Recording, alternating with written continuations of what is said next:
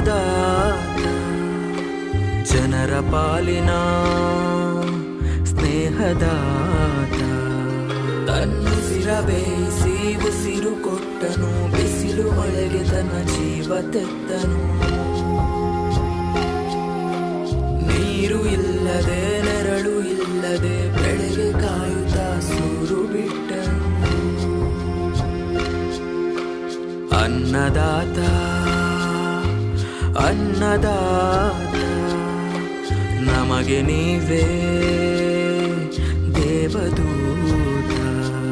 ನಿಸ್ವಾರ್ಥ ಸೇವಿನಿ ಶ್ರಮದ ಯೋಗಿ